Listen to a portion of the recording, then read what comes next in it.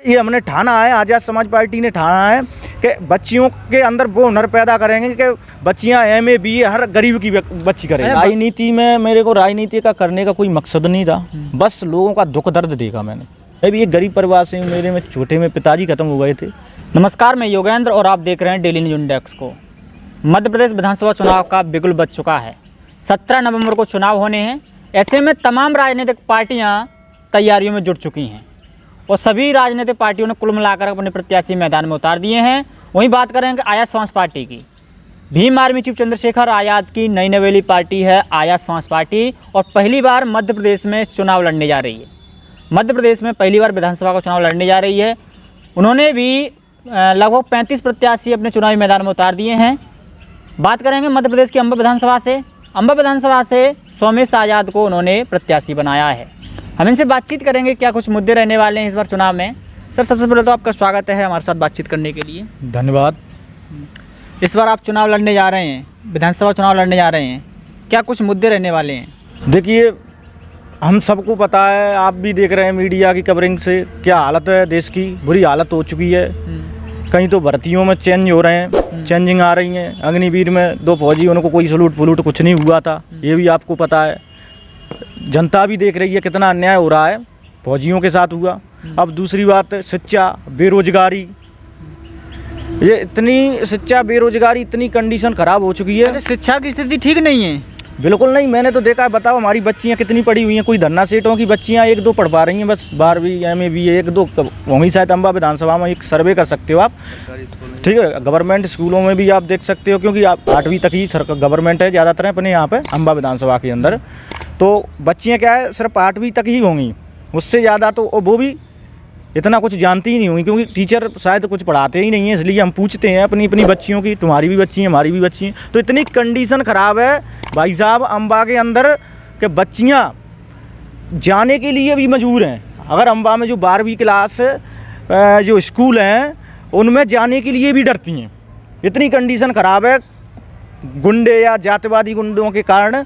तो इसलिए ये हमने ठाना है, आज़ाद समाज पार्टी ने ठाना है कि बच्चियों के अंदर वो हुनर पैदा करेंगे कि बच्चियां MA BA हर गरीब की बच्ची करेंगे। वर्तमान सरकार तो ये दावा कर रही है कि शिक्षा व्यवस्था बहुत अच्छी चल रही है हमारे शासनकाल में। अरे वो तो दावा तो ये भी कहती है कि हमने इंडिया वहाँ पे पहुँचा दिया। और आप देखिए, कहीं दलितों के साथ ये होता है और कहीं गरीब के साथ ये हो रहा है। इंडिया पहुँच तो गया चंद्रमा पे।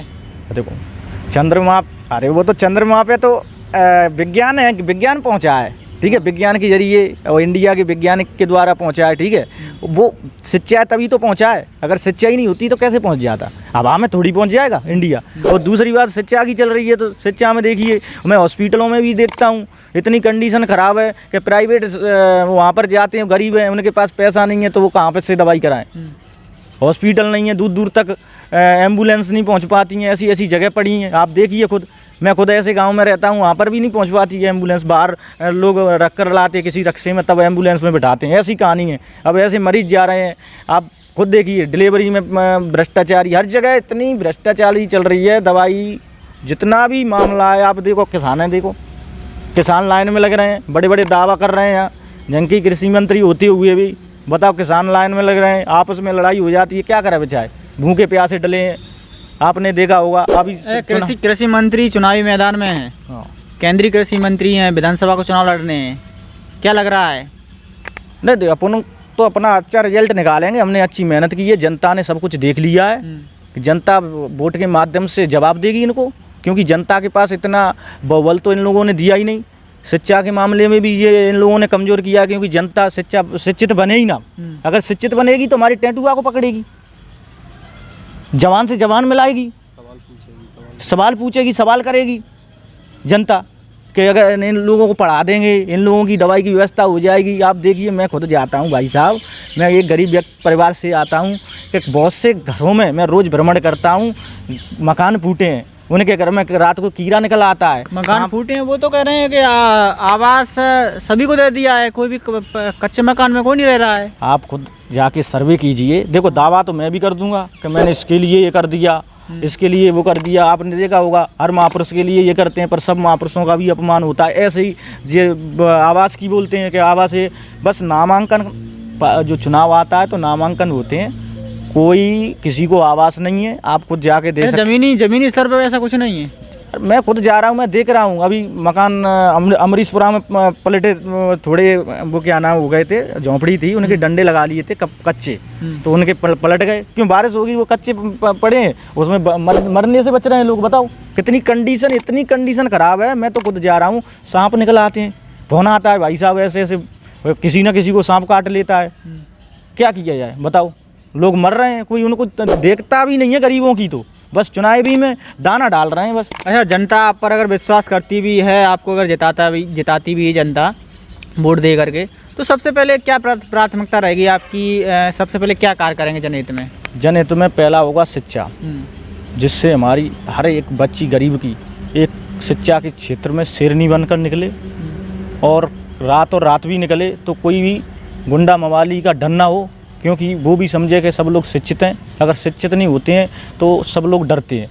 इसलिए हम एक गरीब की बच्ची और बच्चे को पढ़ाने में इतना पूरा जो भी हम पे जितना भी है वो सब बच्चियों के लिए करेंगे, क्योंकि एक पढ़ने से ही व्यवस्था ख़राब है। और दूसरी बात तो स्वास्थ्य में मैंने देखा है, बहुत से लोग बोल रहे हैं हमने 1000 रुपये 1200 रुपये महीने पे देना शुरू कर दिए। बहुत से लोग बोल रहे हैं 1000-1200 रुपये मिल तो रहे हैं लाडली बहनों को। अरे एक क्या नाम महिला, तो वो 1000-1200 रुपये चक्कर में एक बच्चा भी उसका शायद ख़त्म हो गया था, मैंने सुनने में आया। और दूसरी बात है ये क्या नाम है, 1000 रुपये जिंदा कर देगा, और किसी को बीमार हो जाते हैं ये जिंदा कर देंगे।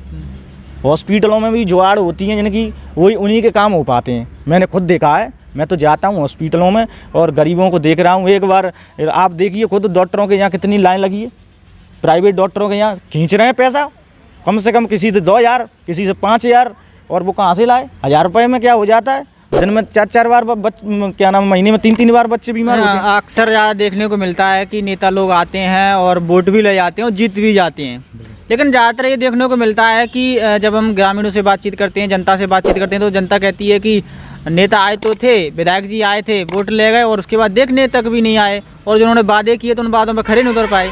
क्या सोमेश आजाद जी इस तरीक़ा से जो वादा कर रहे हैं, क्या उन वादों पर खरे उतर पाएंगे आप?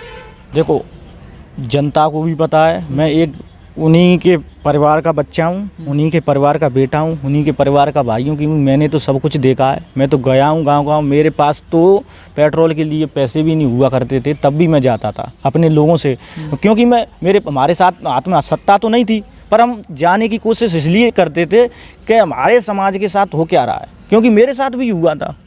मैं भी एक गरीब परिवार से हूँ, मेरे में छोटे में पिताजी ख़त्म हो गए थे, तो मेरा परिवार पढ़ने में असमर्थ रहा, क्योंकि 2 भाई थे, मैं भी हूँ।